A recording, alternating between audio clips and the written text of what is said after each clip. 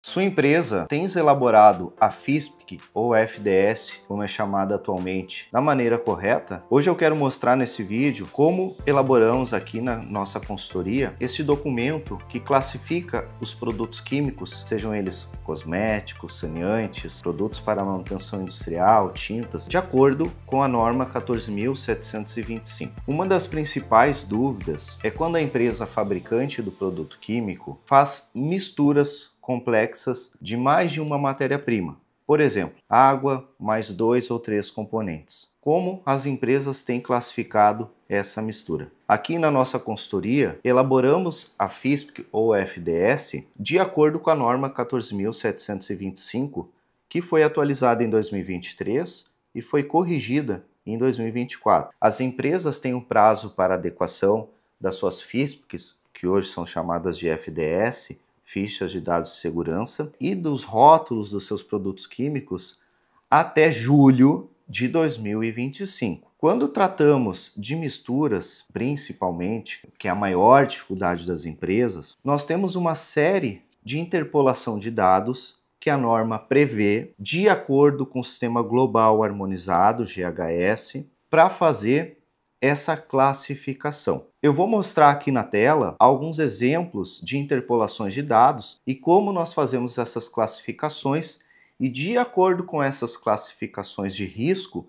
categorizamos, fizemos o levantamento dos elementos obrigatórios para estar tanto na FISPIC, na FDS e nos rótulos dos produtos, como as frases de precaução, as frases de perigo e os pictogramas, e outros elementos obrigatórios. Um dos exemplos é quando os produtos são classificados como corrosivo ou irritante para a pele. Quando nós temos em uma mistura uma ou mais substâncias que possam contribuir para esse risco, nós fazemos uma interpolação de dados de acordo com a tabela 20, da norma, onde aplicamos algumas regras de classificação de perigo.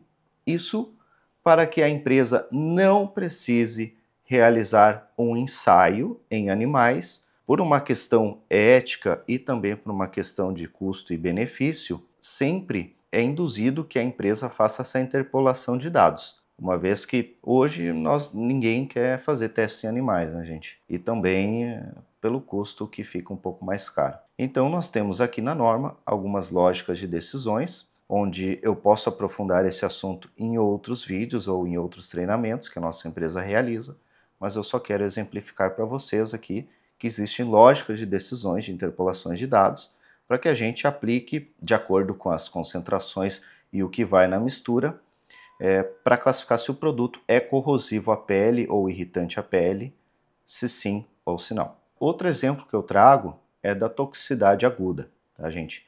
E aqui a gente tem a tabela 16 da norma, onde nós pegamos valores já conhecidos também dos componentes que possam contribuir para o perigo presente na mistura química, e através de uma interpolação de dados, nós também fazemos essa classificação. A tabela 17, aqui eu cortei o restante, mas só para vocês poderem observar alguns exemplos aqui. Nós temos alguns ranges aqui de limites, limite inferior, limite superior aqui, cada categoria, tá? Para toxicidade oral, para toxicidade dérmica, restante da tabela vai ser por inalação. E aqui são alguns valores estimados da conversão de toxicidade aguda para nós fazermos as interpolações de dados. E da onde eu pego esses dados, tá? O GHS, que é o Sistema Global Harmonizado, e a norma 14.725, elas aceitam que os dados sejam extraídos de bancos de dados oficiais. E aqui nós temos 3 bancos de dados, que é o da União Europeia, o ECHA, nós temos o PubChain, que é um banco de dados americano, tá? E nós temos um banco de dados do DataGestis, tá? Que é do IFA, que é um banco de dados alemão, que basicamente extrai esse banco de dados, esses dados aqui da União Europeia. Então aqui eu peguei alguns exemplos, tá? que eu já estou vendo de uma substância, a classificação de risco dela. Nesse exemplo aqui, eu coloquei esse caso aqui, o 131073.2, que é o hidróxido de sódio, né? E aqui ele já me traz as categorias de risco, e com essas categorias e sabendo a concentração que esse produto vai na mistura, eu consigo classificar e categorizar a minha mistura química, tá? E com isso aplicar os elementos de rotulagem, pictogramas de risco, frases de perigo e frases de precaução. Aqui eu tenho do cloreto férrico também, nesse banco de dados americano. Ele já me traz até a estrutura dele, tá? Desse componente aqui. E nós temos diversas informações toxicológicas e outros aspectos aqui. Aqui efeitos agudos, de acordo com dados obtidos experimentalmente, e aqui são as referências. E aqui eu também abri do cloreto férrico, tá? No banco de dados da União Europeia. E aqui, gente, são as classificações de perigo que empresas que realizaram estudos com esse componente aqui registraram no banco de dados da União Europeia. Depois que a gente faz a classificação e as categorias da nossa mistura química ou do nosso produto químico, temos algumas tabelas na norma que vão identificar quais são os elementos de rotulagem e pictogramas que nós vamos ter que usar tanto na FDS quanto nos rótulos. Os pictogramas de perigo, quais são eles? E quais são as palavras de advertência, frases de precaução e frases de perigo que nós vamos ter que usar. Eu vou dar um exemplo aqui, tá? Nesse caso aqui, toxicidade aguda por inalação. Se o meu produto tiver uma categoria 2 de toxicidade aguda, preciso obrigatoriamente usar este pictograma, essa palavra de advertência, a frase de perigo H330, isso aqui é apenas uma padronização de frases, tá? E essa frase aqui, fatal se inalado, e mais as frases de precaução, prevenção, P260, 271, 284 e mais essas aqui. Só para exemplificar, eu vou pegar essa P260 aqui, eu já deixei separado aqui. Então aqui são as tabelas das frases, né, padronizadas, e eu vou precisar utilizar, de acordo com essa tabela, para que a pessoa não inale poeiras, fumos, gases, névoas, vapores, aerosóis, de acordo com o produto que nós estamos tratando, né? E aqui, pessoal, eu trago uma tabela para vocês das frases de perigo. Também são padronizadas na norma e todas estão de acordo com o Sistema Global Harmonizado. Os países tomam como referência para fazerem as suas normas o GHS, que é esse Sistema Global Harmonizado. O Brasil basicamente copiou e colou para fins de padronização. Outra coisa que eu quero trazer para vocês, a classificação de um produto químico comparado com a classificação e rotulagem para transporte.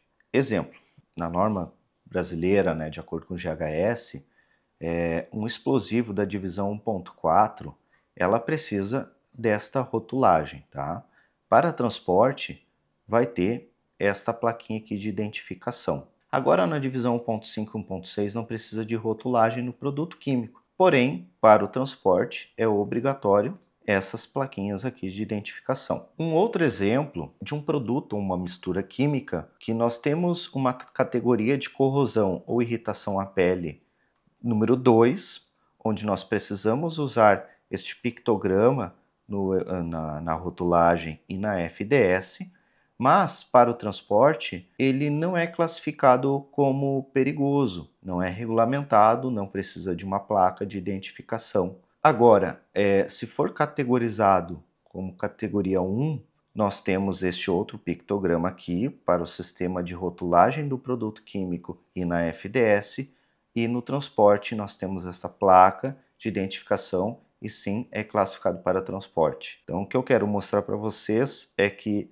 nem sempre um produto químico que tem uma classe de risco é classificado como perigoso para transporte. São coisas distintas, apesar de serem parecidas. aqui, se um produto é classificado como perigoso para lesões oculares graves ou irritação ocular, categoria 1 ou 2A, tem esses pictogramas de risco. Para transporte não há e não é regulamentado, não é classificado como perigoso para transporte. Abordei neste vídeo alguns exemplos de interpolação de dados e de cuidados que nós temos que ter quando vamos classificar e categorizar um produto ou uma mistura química. A sua empresa realiza adequadamente conforme a norma? O Ministério do Trabalho e as empresas que consomem produtos químicos têm cada vez mais observado os elementos de rotulagem e as fichas de dados de segurança dos produtos químicos. Preserve o patrimônio da sua empresa, preserve